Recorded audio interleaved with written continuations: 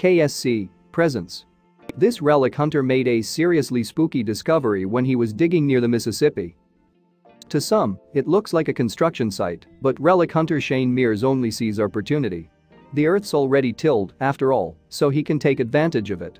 He sticks a 5-foot steel poker into the ground and taps around, hoping to make contact. When he does hit something, it's not just an artifact of New Orleans' past, it's something incredibly creepy. Treasure hunting is in Mears' blood. He got his start by exploring historic locations with his dad, metal detectors in hand, in the 1980s. There was a lot to find in his home state of Louisiana, although he didn't stay there forever. After spending his childhood in Gentilly, he shifted to Meta-Irie and then on to a new state, Florida. In Florida, Mears chased a different career. He became a car salesman, and a successful one at that. But he wouldn't live on the panhandle forever. A natural disaster brought him back home. Indeed, many other native Louisianans felt the same in the wake of Hurricane Katrina, which was when he made his return too. When Mears made it back to Louisiana, he settled in the state's most famous city, New Orleans. There, he got a new job in the service industry, tending bar at a French Quarter eatery. Out of working hours, though, the former car salesman had plenty of time to pursue his passions. For one thing, Mears has appeared on 2 reality television shows, both of which were swiftly cancelled. The now bartender still gets in front of the camera, though. He helms a YouTube channel where he puts on a very thick Bayou accent and speaks to his viewers about his outdoor pursuits. Mears loves to fish, and he calls himself the Cajun Swamp Whisperer, a nickname he hasn't come by without merit. He trawls in the Mississippi River in search of catfish, the bigger the better. In the past, he has pulled more than 50-pound fish from the water, but no catch could compare to the one he made in May 2020. On that trip, Mears made the ultimate reel-in, one that even experienced fishermen probably won't experience in their lifetime. He caught a catfish that was all white, save for its rose-colored fins. It was relatively small for the Cajun Swamp Whisperer at 25 pounds, but it didn't matter, it was a special catch. On land, Mears has captured some treasures too. Since he first wielded his metal detector, he has found more than 100 cannonballs, as well as a fraction of a carriage and countless marbles made of clay. He even found a belt buckle from the time of the Battle of the Alamo, and he shifted that for $7,000. Even when he's not looking for age-old relics, Mears happens to find them. Once, he said, he was playing Pokémon Go, the mobile virtual reality game in which characters appear on screen as you walk around. As he scouted prize Pokémon, he found something else, a Louisiana militia button, which traced back to the pre-Civil War era. Those who know Mears said that this type of thing just happened to him. Kathy Smith, his New Orleans neighbor, told local website NOLA.com that she had often made a loan to him of supplies for his excavations, including extension cords and shovels. In return, he has handed over some of his finds to her, including earrings and antique dolls. Smith said that he'd bring her the discoveries designated to her and say, "Kathy, look what I found, take this." She didn't hesitate to do so, and she was not surprised at all by the good fortune he has had while treasure hunting. She said, "Shane does have a little magic in him." It's not all magic, though. Mears knows where to look for such treasures too. Mostly, he waits for construction crews to churn up the land and then visits the sites at night when they're empty. He told NOLA.com in July 2020 about his favorite place to dig, disclosing, "I love it when somebody is building a swimming pool." At these sites, Mears follows the same treasure hunting protocol. He takes a 5-foot-long rod made of steel and sticks it straight into the ground. If it comes out clean, he moves it and plunges it back into the earth. If he hits something clicky or crunchy, he digs up whatever he has hit. Most of what Mears finds won't end up for sale. It's not about the money for him when he goes on treasure hunts. Instead, he treks to construction sites, old wells, abandoned outhouses and homes to find a little piece of history. He said that every discovery helps him accept his own mortality. The fisherman and treasure hunter explained, "There's something about it. You're back in time, in a time capsule by yourself, bringing these people back, these people who were forgotten." And Mears would do just that with a June 2020 find, one made just after he caught that white catfish in Oman, he said. Magic in the air in New Orleans wouldn't be anything new. You may already associate the city with its voodoo traditions, but you might be surprised to find out that it didn't arrive in the bayou as a form of witchcraft. Instead, it was a religion originally called Vaudin, followed by West Africans of the time, many of whom had been brought to the United States as slaves. In other areas of the country, plantation owners would have forced their slaves to convert to their religion. But the French who had colonized Louisiana didn't do the same. The slaves greatly outnumbered their masters, so the latter group took steps to keep the former as happy as possible. The New Orleans-based slaves who followed voodoo believed that their supreme creator, Bondi, who could not be reached by humankind. Instead, they reached out to less powerful spirits called Iowa, to whom they would give offerings, sing and perform rituals.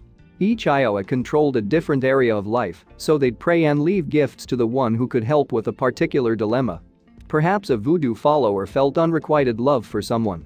To sway the person in their direction, they would make offerings to the spirit of love, called Urzali Frida.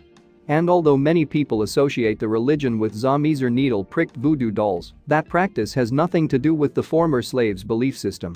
In fact, much of the sinister imagery attached to voodoo has nothing to do with the practice itself. Yes, people left offerings to the gods from whom they needed help, but they didn't use any of the sensationalized figures often associated with the religion. Still, there are some unusual facets of it, one of which came to light with Mears' June 9, 2020, discovery. On that day, Mears' treasure hunting brought him to Brooklyn Avenue, which runs along the west bank of the Mississippi River.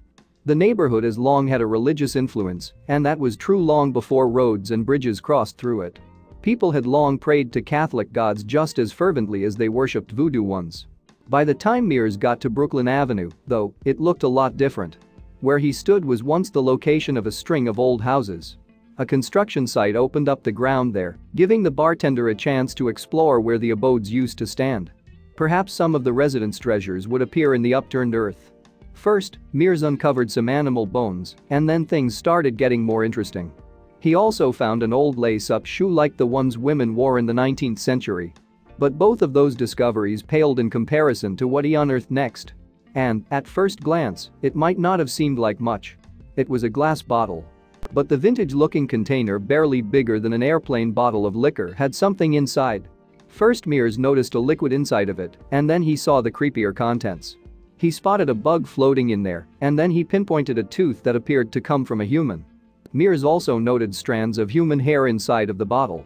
This plus the tooth led him to believe he had found something that once belonged to a child. He described it as potentially a tooth fairy deal, but the chomper was far too big to have come from a kid. And that was when Mears realized that the bottle probably had its ties to the religion of Louisiana's former slaves. He said, "I had the sense it could be something voodoo-ish." So he did what any modern-day explorer would do to answer his question. He got online and started searching. Mears typed the keywords tooth hair and antique bottle into Google. He then initiated the search, which returned a result of something he had never heard of. A witch bottle. After that, a quick skim of Wikipedia revealed that such an item was a counter-magical device used as protection against other witchcraft and evocation. This news delighted Mears, so he took to Facebook to share his find with the online community. On June 10, 2020, he wrote about how he had sifted through an area where a 19th century home once stood, and that the bottle was likely the same age. He explained how such an object may have been used as a protection spell for the property. It also may have been used in voodoo to cast a different spell. Regardless of the bottle's true purpose, Mears wrote, it was an undeniably rare, creepy cool find. But the relic hunter didn't quite get the same reaction from his fellow Facebook users. Instead, 1,300 people commented on the post, and many suggested that he could have caused issues in the metaphysical realm. One Facebook user warned Mears that removing the bottle would cause bad things to happen because he'd intervene with its purpose. That same person advised, best leave it to continue to do its work and stay out of the way. Another commenter echoed, put it back. Put it back. Others were a bit more excited about what Mears had found. The chief curator of the historic New Orleans Collection Museum, Jason Weiss, had never heard of a witch bottle before. However, he told NOLA.com, I'm really curious about the nature of the object, if it indeed had a ritual or magic purpose. The event manager at the New Orleans Pharmacy Museum, Stephanie Mackin, felt similarly about the hair-filled container.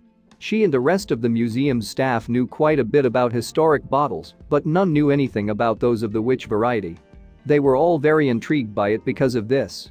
But those versed in voodoo tradition were familiar with witch bottle creation.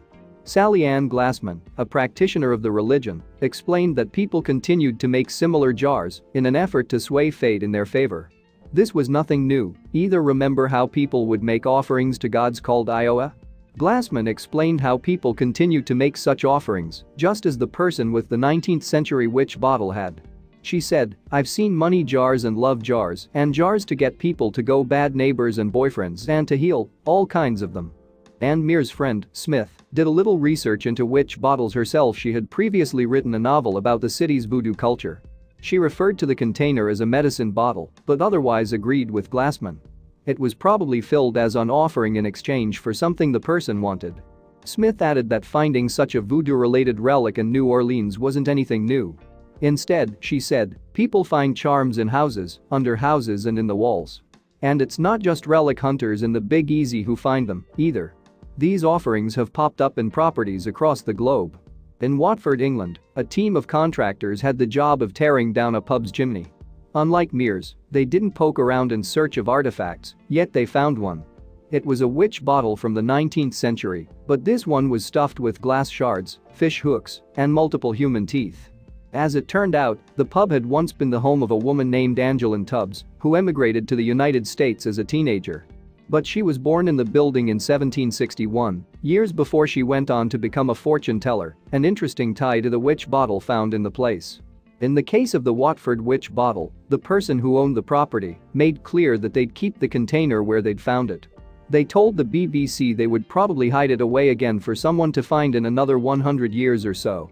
Mears had different plans for his witch bottle, though.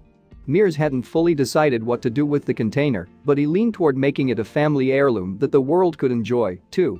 He told NOLA.com, "I was thinking of donating it to one of the museums. That would kind of be the best home for it. It would be neat if my grandson and granddaughter could go in and see what I did." Thank you for watching and don't forget to subscribe.